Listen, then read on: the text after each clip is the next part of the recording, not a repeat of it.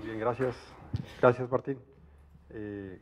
Justito en el tiempo y gracias también por respetar el tiempo.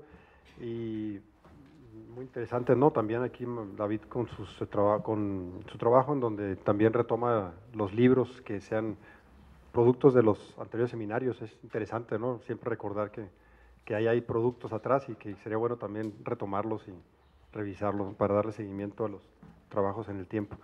Bien, pues a continuación, con el trabajo, el programa Comedores Comunitarios, análisis de su instrumentación, que nos hará el favor de exponernos las compañeras Citlali Hernández Juárez, que es maestra en Desarrollo Social por University College London y licenciada en Economía por el Instituto Tecnológico de Estudios Superiores de Monterrey. Es investigadora externa en el Programa Universitario de Estudios de Desarrollo y consultora también externa del Banco Mundial. Entre sus líneas de investigación, ella trabaja pobreza, desigualdad, desarrollo social comunitario y evaluación de la política social. Por otro lado, la compañera Sara María Ochoa León, ella es doctora en ciencia social con especialidad en sociología por el Colegio de México, maestra en economía por el Centro de Investigación y Docencia Económicas y licenciada en economía por la Universidad Autónoma de Sinaloa.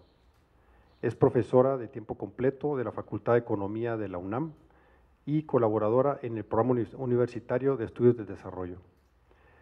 Sus temas de investigación son mercados de trabajo, vulnerabilidad, pobreza y política social.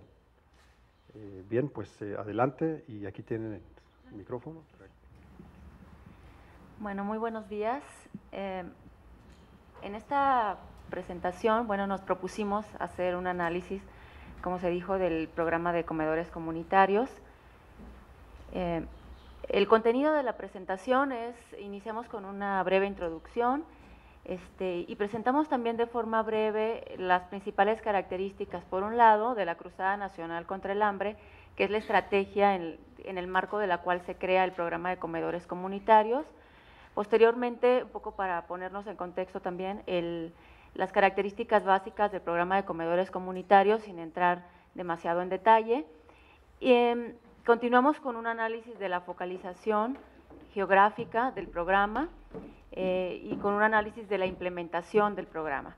Y terminamos con algunas reflexiones finales. Bueno, el propósito de hacer este trabajo, este estudio, fue analizar el programa de comedores comunitarios en algunos aspectos de su diseño y de su implementación, que como ustedes saben inició en 2013, a mediados de 2013. El objetivo es identificar, bueno, aquellas áreas que han sido, digamos, positivas, las fortalezas que ha tenido el programa en este periodo que ha pasado, pero también cuáles han sido o cuáles son todavía sus áreas de oportunidad. El trabajo está basado en una evaluación que realizamos las autoras para Coneval, que es un estudio amplio que se llama Estudio sobre los avances de la Cruzada Nacional contra el Hambre en la primera fase de implementación. Entendida esta, digamos, desde que inicia en 2013 hasta la primera mitad del 2014. Y tuvo componentes muy diversos. Uno de ellos fue el análisis exploratorio para conocer el funcionamiento y las características de los comedores comunitarios, que es el que alimenta sobre todo la presentación del día de hoy. Debo decir que la evaluación en conjunto estuvo coordinada por la doctora Iliana Yashin, investigadora del PUED, que no pudo acompañarnos el día de hoy, y en particular la parte del análisis exploratorio de comedores comunitarios estuvo coordinado por Citlali Hernández, que está aquí con nosotros. Este estudio tuvo dos grandes componentes. Un primer componente fue un análisis de gabinete, ¿sí?, donde se revisó la distinta documentación del programa. Y bueno, aquí hay que decir que la información pública sobre el programa pues es muy limitada, ¿no? No hay mucho, si uno se pone a buscar en la red, hay poca información sobre el programa, pero también se usó mucha información que fue proporcionada para la evaluación. Y también se hizo trabajo de campo. Se visitaron 12 comedores en 3 regiones distintas. 2 regiones en Guerrero, en la Costa Chica y en la montaña de Guerrero, 4 comedores en cada una de las regiones y también 4 comedores en Michoacán, ahí sobre todo en municipios urbanos de Morelia y de Uruapan. Si bien fueron 2 estados, en ese entonces, cuando se seleccionó la muestra, estos estados concentraban al 90% de los comedores comunitarios que estaban en funcionamiento. Entonces nos daban, digamos, como un buen panorama. Evidentemente los resultados no son representativos, pero sí creemos que la muestra tiene suficiente heterogeneidad en su selección, etcétera, como para darnos un buen panorama de lo que está ocurriendo en el funcionamiento del programa de comedores. También se hicieron entrevistas en el Distrito Federal a nivel central con distintos funcionarios relacionados con la operación del programa. Bueno, respecto a la Cruzada Nacional contra el Hambre, como seguramente ya todos conocen, es una estrategia que se creó en enero de 2013 con un decreto presidencial y posteriormente tuvo algunas modificaciones luego que se publica el Programa Nacional México Sin Hambre en abril de 2014. ¿Sí? Esta estrategia tiene 6 objetivos, 5 inicialmente, 6 en la actualidad, que son los que están ahí mencionados: 0 hambre a partir de una alimentación y nutrición adecuada para las personas en pobreza multidimensional extrema y con carencia de alimentación, que esta es la población objetivo, ¿no? Digamos, esta intersección entre la población en pobreza extrema, pero que además tienen la carencia de alimentación como una de sus carencias. Disminuir la desnutrición infantil, tanto aguda como crónica, aumentar la producción de alimentos y el ingreso de los campesinos y pequeños productores, minimizar las pérdidas post cosecha y de alimentos, promover el desarrollo económico y promover la participación comunitaria, ¿no? Como decía, la población objetivo es esa intersección, que en 2012 fueron 7.01 millones de personas las que estaban contabilizadas en esa situación, pero un punto que creemos que es relevante es que este universo es únicamente un cuarto de la población que tiene carencia alimentaria de acuerdo a la medición de Coneval, ¿no? Ahora, en cuanto al modelo de intervención, es un modelo que es, digamos, está planteada la concurrencia territorial en diversos municipios seleccionados de los diversos programas sociales, en su mayoría programas sociales que son preexistentes, ¿no? De las distintas dependencias que participan. Y posteriormente se pretende focalizar las acciones a lo que es la población objetivo. Entonces, dado que son programas, múltiples programas, actualmente cerca de 56 programas, porque están en constante movimiento, y dado que son de distintas dependencias, pues la coordinación interinstitucional e intergubernamental es muy importante. También tiene un componente importante de participación social, hay un modelo rural y urbano, aunque el modelo rural está mucho más desarrollado que el modelo urbano, y ha implementado mecanismos de evaluación y monitoreo desde un principio. La estrategia inicia en la primera etapa con 400 municipios, en la segunda etapa, que es en 2014, aumenta a 1.012 municipios y el objetivo es que ya en este año se estaría cubriendo a la totalidad de los municipios del país. Ahora, con respecto en particular al programa de comedores comunitarios, bueno, este programa es uno de los únicos que ha sido creado en el marco exclusivamente de la Cruzada. Digamos, se crea para contribuir a los objetivos de la Cruzada. Como decía, inició en agosto de 2013, sobre todo a raíz de las contingencias por los fenómenos meteorológicos de Ingrid y Manuel. Inició con, como vamos a ver ahorita, con 500 comedores en 2013. Bueno, tiene un objetivo que está planteado ahí, que es, bueno, desarrollar una estrategia de atención alimentaria y nutricional, proporcionando alimentos nutritivos de calidad, en cantidad suficiente, a los grupos en inseguridad alimentaria y fomentar la participación comunitaria, ¿no? Tiene además 3 objetivos específicos: mejorar la situación nutricional de lo que sería su población objetivo en particular, en este caso, niñas y niños de 0 a 11 años, mujeres en gestación y lactantes, discapacitados y adultos mayores.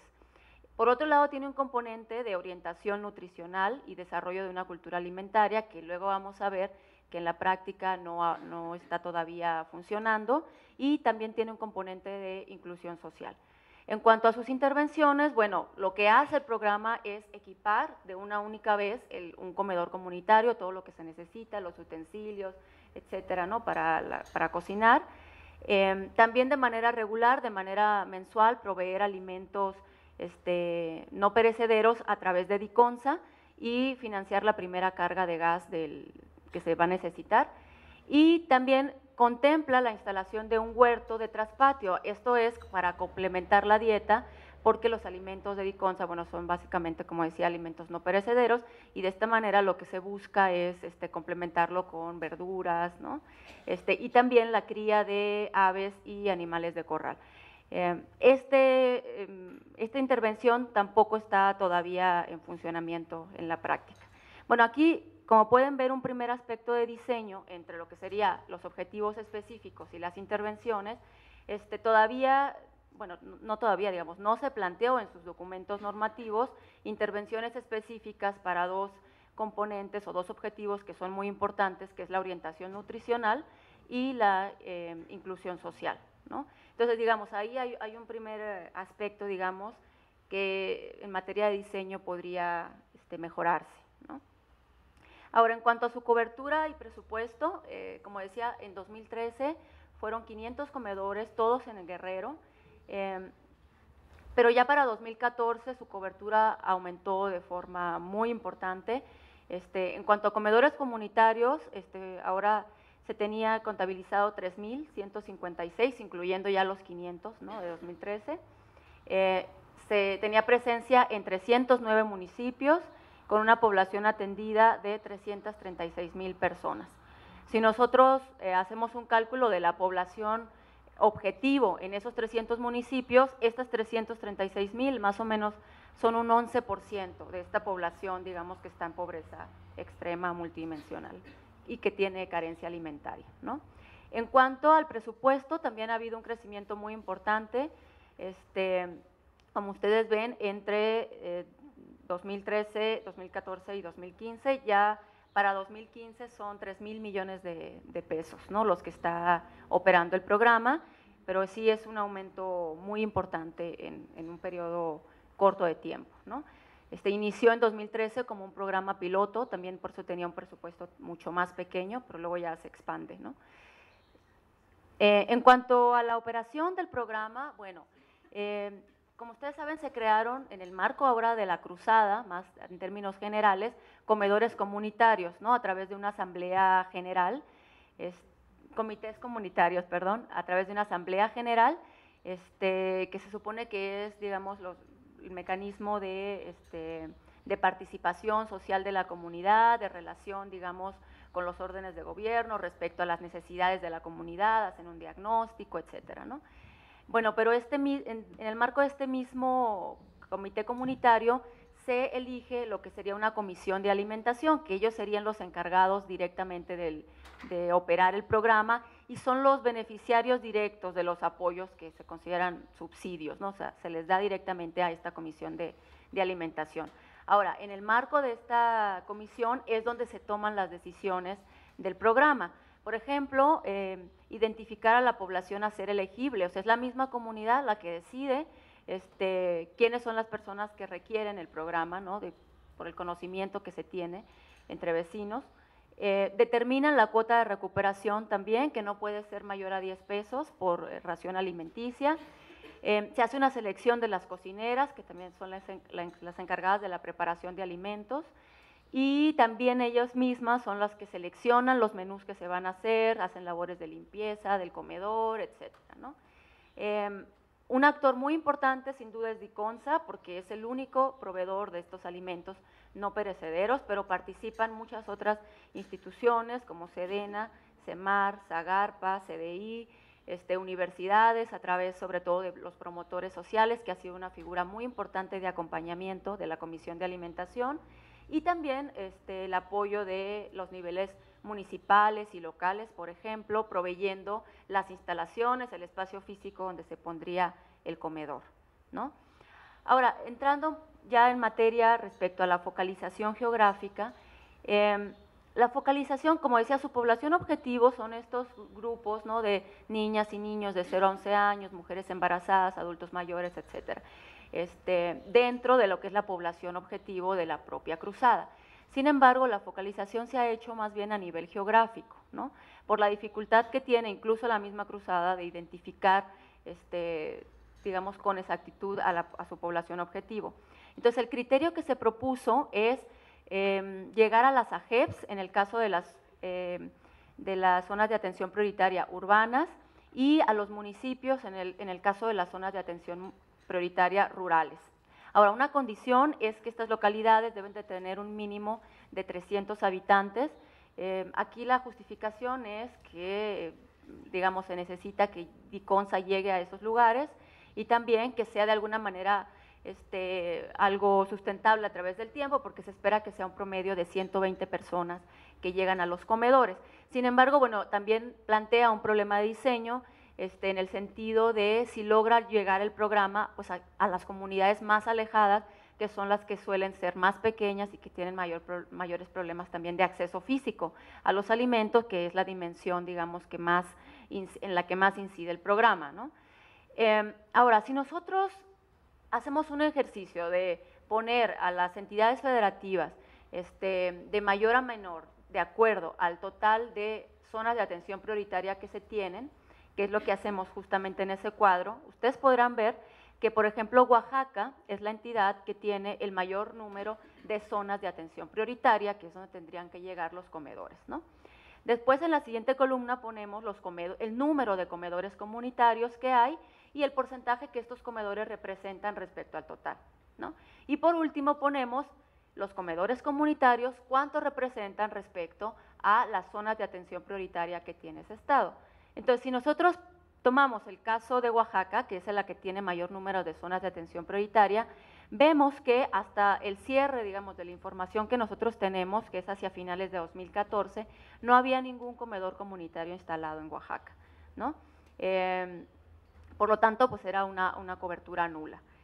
Los estados que le siguen en cuanto a el número de zonas de atención prioritaria, como se ve ahí, es Puebla, Veracruz, el Estado de México, Chiapas, Guerrero y Michoacán, ¿no? Son los estados que concentran el mayor número de zonas de atención prioritaria.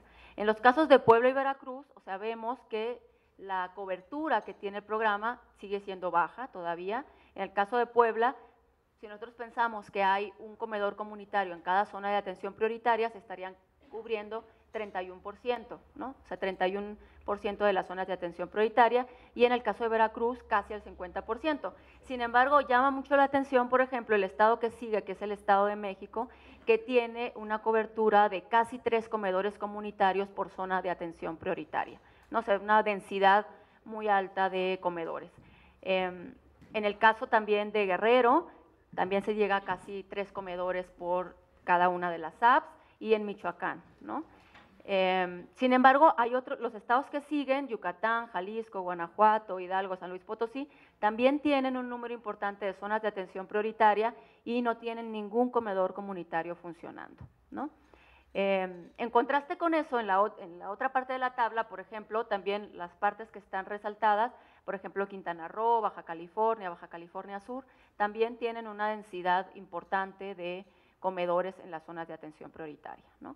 Entonces, la justificación de esto ha sido en gran medida que el programa se concentró en 6 de los estados con mayor número de zonas de atención prioritaria. Sin embargo, creemos que es evidente la necesidad de una mejor focalización del programa, ¿no? Respecto a aquellos estados que son los que tienen mayores zonas en las cuales el programa podría incidir. Cabe señalar también que hicimos este análisis a nivel rural y a nivel urbano, que no estamos presentando aquí, ya por razones de tiempo, pero también podríamos llegar a conclusiones similares respecto a la necesidad de revisar la focalización del programa. Ahora, otro aspecto interesante respecto a la focalización es que de estos 309 municipios que tienen comedores, 284 sí cumplen con el criterio de estar entre digamos, municipios que están en municipios de la estrategia, de la cruzada, y que además tienen zonas de atención prioritaria. O sea, la mayor parte de ellos, más del 90%, 95, 98%, ¿no?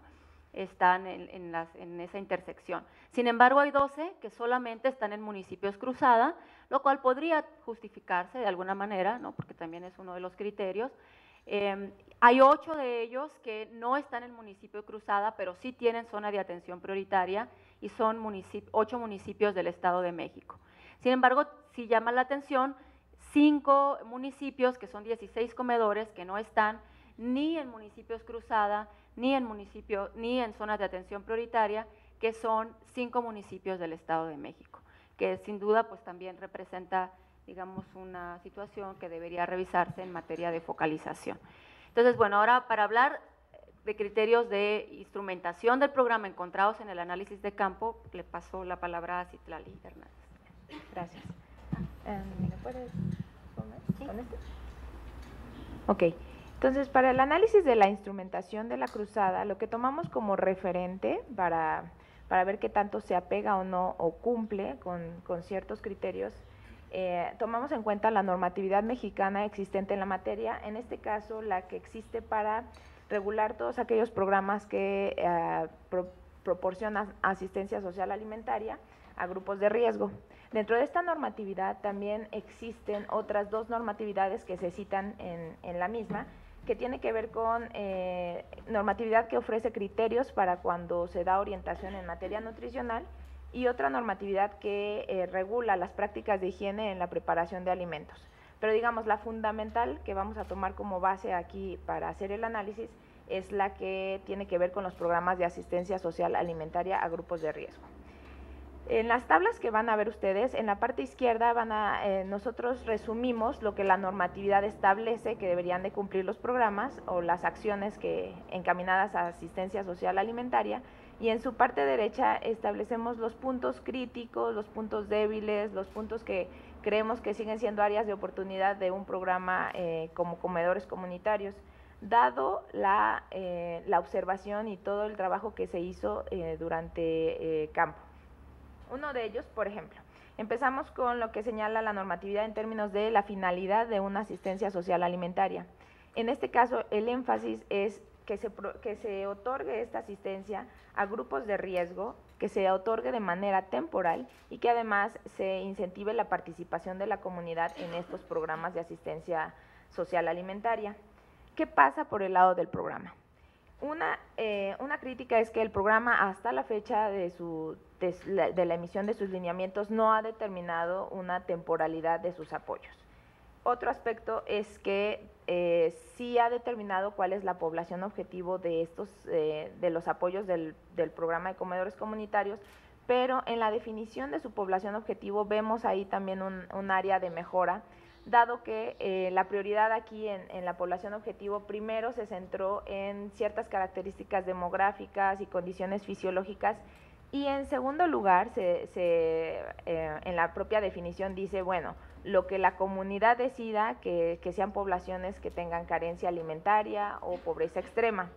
En nuestra percepción, la definición debería de ser, primero, enfocarse a identificar a las poblaciones que tienen la pobreza extrema o carencia alimentaria, que finalmente es la población objetivo de la cruzada, y dentro de esta que se priorice aquellas personas que tienen la mayor riesgo de caer en inseguridad alimentaria o que la padecen, como son las mujeres embarazadas, los niños menores de 5 años, las personas en discapacidad, etcétera, ¿no? Esta es una cuestión más de reformulación de la población objetivo para que quede suficientemente claro y en el marco de la cruzada. Otro de los aspectos es que no existen mecanismos efectivos para asegurar que la focalización funcione adecuadamente, o sea, que evitemos que se desvíe la atención o los servicios hacia población que realmente no cubre el perfil de población objetivo de la cruzada. Esto lo vimos en la práctica, realmente existen varios comedores donde, si bien sí se da prioridad a la población que tiene estas carencias de pobreza o de carencia alimentaria, también hay un importante número de personas que acuden a los comedores que realmente se puede decir que no cubren con el perfil de este tipo de población. Entonces, realmente es importante redireccionar los apoyos del programa a quienes realmente están más enfocados. Por otro lado, también es necesario mecanismos efectivos para minimizar los errores de exclusión, asegurando que se haga una efectiva convocatoria para que dentro de las comunidades tratemos de captar a la mayor gente posible que sabemos que necesita de los apoyos. Todavía se encuentran ciertas personas que por ciertas limitaciones a lo mejor físicas o que a lo mejor se encuentran un poco más lejos de los comedores, pues no han sido realmente todavía captadas para acudir por estos beneficios. Y por último, también es necesario que se tengan mecanismos para asegurar que la población objetivo acuda regularmente a recibir los servicios del comedor. No basta con que vayan una vez, en realidad si se supone que son personas que tienen carencia de alimentación, pues lo ideal es que se beneficien constantemente de estos apoyos para que realmente se pueda después ver en reflejos en su situación nutricional de estas personas. Por otro lado, existe, por ejemplo, una estructura del programa que debería de dar seguimiento puntual a los comedores, a las personas que manejan los comedores, para estarlas asesorando finalmente sobre todas estas cuestiones, cómo focalizar, a qué población está dirigida el programa, etcétera, y tratar de que no se hagan modelos de atención en los propios comedores que desvirtúen la lógica del programa. Como les digo, o sea, que haya comedores que den más atención a población abierta que a la población a la que realmente va dirigida. Sin embargo, pues este personal del programa realmente pues se ha concentrado básicamente en la atención de bomberazos, como decimos, en todos los problemas cotidianos que surgen, y no han podido realmente hacer esa tarea efectiva de seguimiento de los comedores para este tipo de asesoría que realmente se necesita. En cuanto a la participación que se está alentando por parte del programa, aquí realmente está muy acotada a solamente ciertos grupos o sectores dentro de las comunidades. ¿Quiénes son? Aquellos que conforman los comités, tanto el comité comunitario como la comisión de alimentación, que para fines prácticos y por lo que vimos en campo, ambos comités están totalmente fusionados. O sea, por eso ustedes los ven aquí en la presentación como Comtec-Comal, ¿no? O sea, en realidad ambos no hay clara distinción entre uno y otro porque muchas veces operan de forma conjunta los integrantes. En ese sentido, la participación recae mucho en ellos y además dentro de estos en las mujeres. O sea, desafortunadamente, pues el hecho de los comedores en las comunidades se sigue percibiendo como una cuestión de mujeres, una cuestión, pues finalmente se sigue reforzando esto de los roles de género, y sí, una buena parte de las cocineras que están al frente de los comedores, pues les digo, son mujeres. Entonces, ahí es donde la participación se concentra. La participación real de toda la comunidad que va a los comedores todavía no es tan perceptible, digamos, ¿no? Ellos no muchas veces participan en otras actividades relacionadas con el comedor, como podrían ser apoyar en las cuestiones de limpieza o apoyar en otro tipo de acciones que se necesitan en los comedores. Quizá esto se pueda dar pues más sobre la marcha. Otra de las cuestiones importantes en que marca la normatividad es qué atributos deben de tener las raciones alimentarias que se ofrezcan por estos programas, y en ese sentido, pues bueno, se debe de asegurar que sea completa, que sea equilibrada, inocua, suficiente, variada, adecuada e incluso acorde a la cultura alimentaria de las regiones, ¿no? Que respete muchas veces todas estas tradiciones gastronómicas. ¿Qué pasa aquí respecto al programa? Un aspecto importante es que el programa le ha dado más énfasis a la cuestión de expandir su cobertura. ¿Esto qué tiene de repercusiones? Pues que muchos de los procesos clave se han debido hacer realmente con una limitación de tiempo importante, y bueno, parte de ello es que la capacitación que se ha dado a las poblaciones pues ha sido realmente muy superficial, muy básica, ¿no? Tanto incluso desde el personal operativo del programa y a las personas que están al frente de los comedores. ¿Esto en qué se refleja? En que tienen realmente conocimientos muy básicos sobre el manejo y preparación de los alimentos y sobre, por ejemplo, los controles de higiene que deberían de manejar pues en un comedor de esta naturaleza, ¿no? Donde se ofrece comida a las comunidades. Por otro lado, algo que merma o que afecta la calidad de los alimentos es que los espacios donde se están alojando los comedores pues también no logran cumplir con los mínimos estándares de pues de sanidad, de higiene e incluso de seguridad. O sea, hay algunos comedores que incluso están alojados en lugares que son poco seguros para la población que acude a los mismos. Esto sin duda es reflejo de las condiciones de marginación y de rezago de las propias comunidades.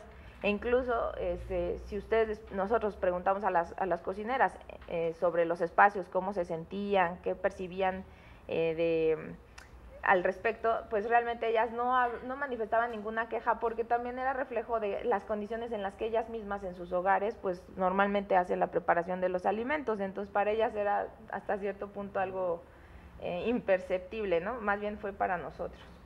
En cuanto a los menús también, lo que hay que resaltar es que ahorita los menús que preparan en la mayoría de los comedores están basados por entero o en su mayoría por lo que el programa les abastece, que como ya decíamos son productos no perecederos, es decir, productos enlatados. ¿Y qué tienen los productos enlatados? Pues como ustedes deben de saber, pues normalmente tienen altas cantidades de sodio, altas cantidades de conservadores, a veces de azúcares, y bueno, esta es la base de los menús que se ofrecen. Entonces, de ahí que podemos decir que no logran cubrir lo que se ofrece de menús en los comedores, no logran cubrir los requerimientos nutricionales estándares o deseables. Y bueno, los apoyos que se supone que los comedores tienen para tener ciertos recursos es la cuota de recuperación que pagan las familias por obtener los menús. Pero estas cuotas de recuperación también, digamos, están trazadas por las desigualdades existentes en las comunidades. O sea, las comunidades más pobres y marginadas, como las rurales o indígenas, se imaginarán que lo que recuperan de cuotas de recuperación es mínimo, apenas para cubrir ciertos gastos corrientes de operación. Entonces, esa idea de usar las cuotas de recuperación para adquirir productos que sean frescos, que sean perecederos para enriquecer lo que se prepara, pues realmente no sucede en la mayoría de los casos, ¿no?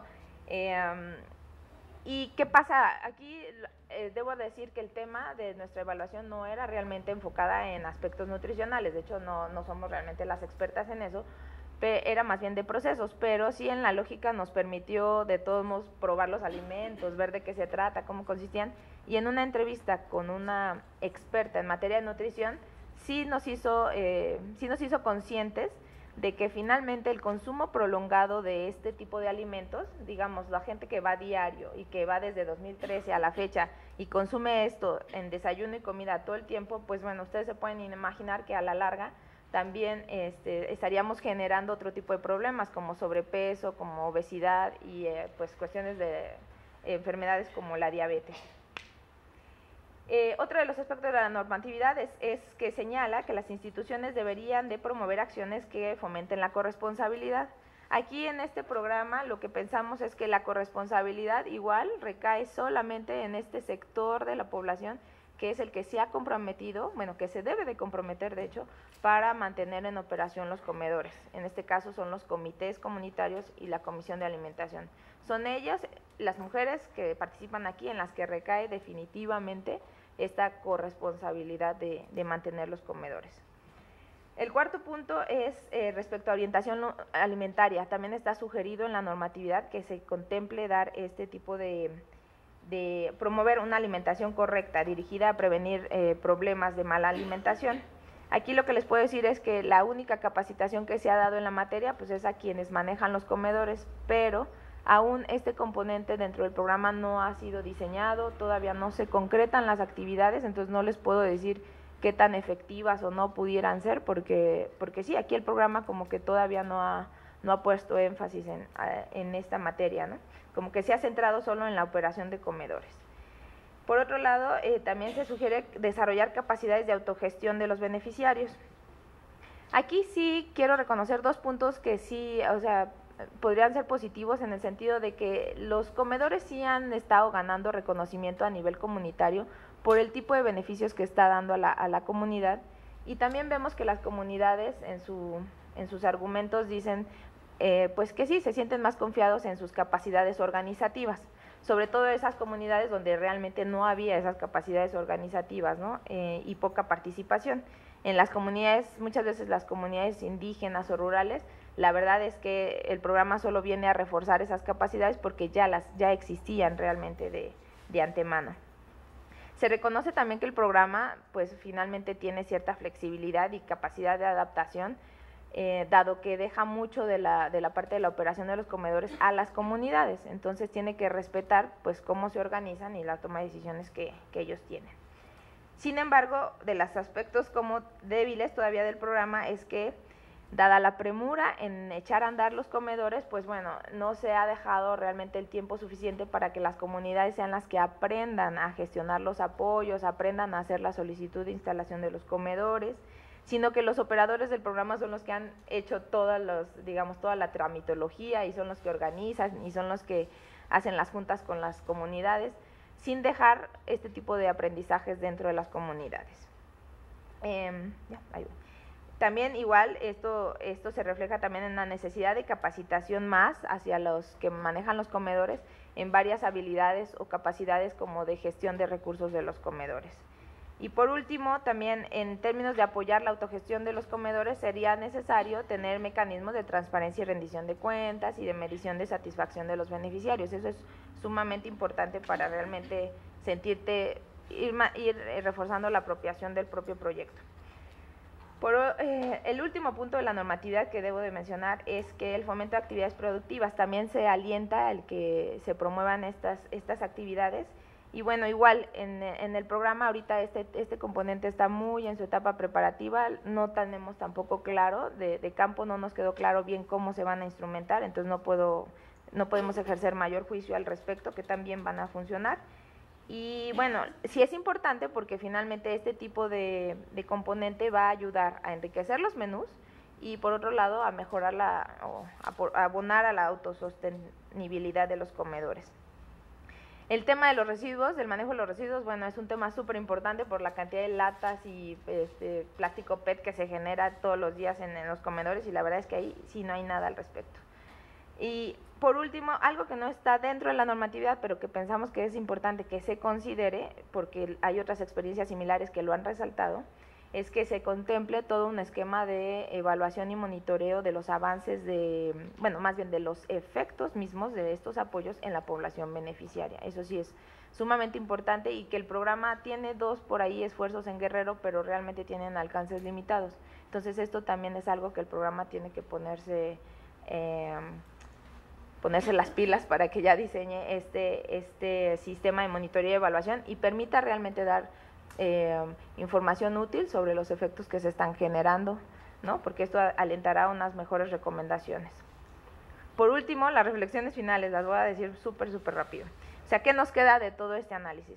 Una es que sí refuerza, el programa sí tiene capacidad para contribuir pues, en temas de alimentación, nutrición y participación, sin duda.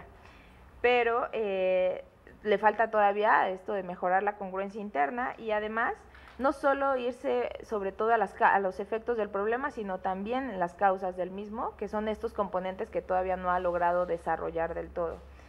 Es una solución inmediata al acceso a la alimentación y enfocada a grupos que realmente lo necesitan, pero en realidad no se están cumpliendo los estándares de nutrición deseables que te permitirían decir que sí, el programa está asegurando el derecho a la alimentación.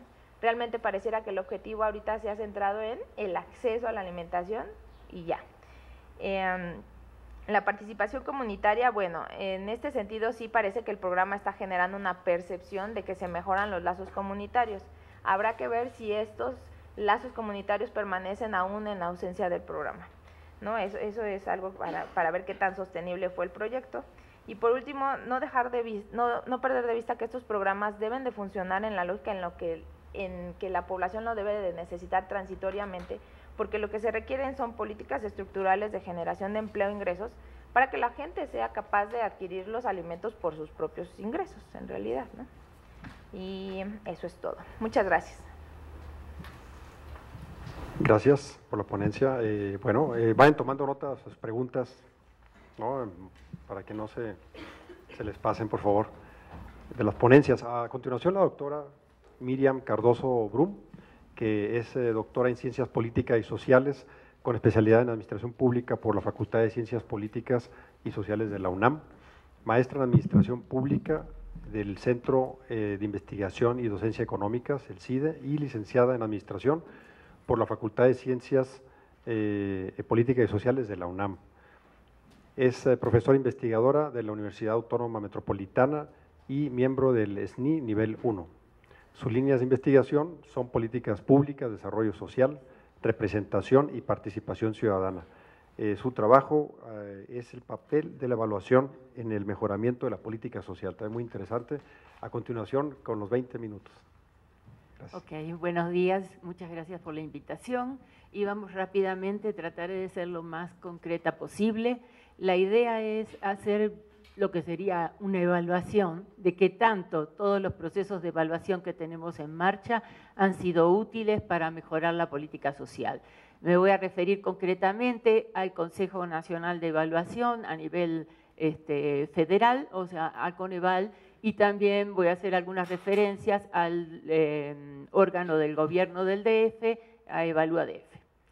Bueno, digamos, planteando de manera muy rápida qué ha pasado con esto de la evaluación y su relación con la política social.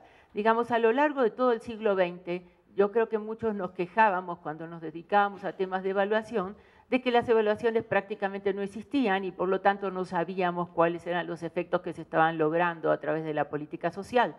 Recién es hasta los años 98, 99, 2000 que se echan a andar pues, las evaluaciones de PRONASOL y a partir de ahí, iniciando digamos el nuevo siglo, pues es que la Cámara de Diputados empieza a exigir las evaluaciones a los programas sociales que reciben recursos fiscales.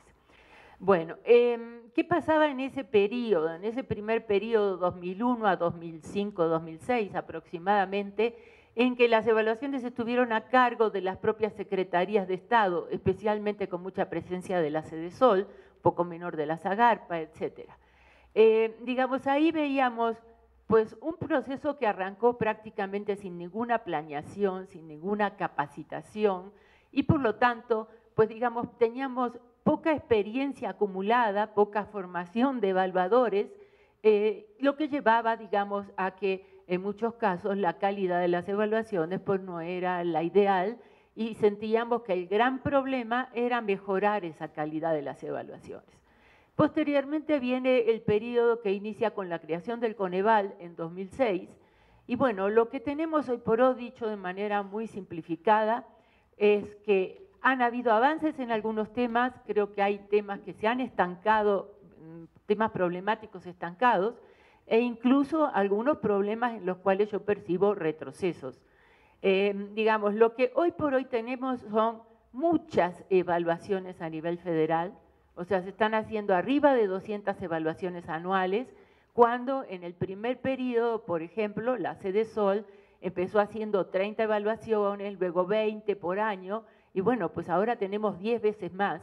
Obviamente, ¿cuál es la consecuencia de esto? Un altísimo nivel de simplificación de las evaluaciones, que ahorita lo voy a referir, pero no tiene nada que ver con el ejemplo que acaban de presentar las compañeras, que es muy amplio, pero digamos, se trató de una evaluación de procesos en el caso de ellas, y las evaluaciones que hoy por hoy más se realizan son las que Coneval denomina como evaluaciones específicas de desempeño, evaluaciones de diseño para los programas nuevos, e incluso en 2014 se llegó a hacer fichas evaluatorias de una extensión mínima de un par de páginas. O sea, si comparamos eso con lo que se hacía cuando se inició el proceso en Sedesol, pues en Sedesol, digamos, aunque hubiera poca capacidad, había sí una intención de ir mucho más profundamente en estudios como el que nos acaban de presentar, y bueno, pues teníamos, por hablar de un dato numérico, informes de 200, 300 páginas.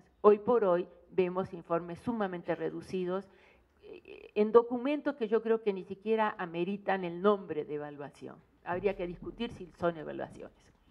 Bueno, y después tenemos también un problema de bajo nivel de utilización.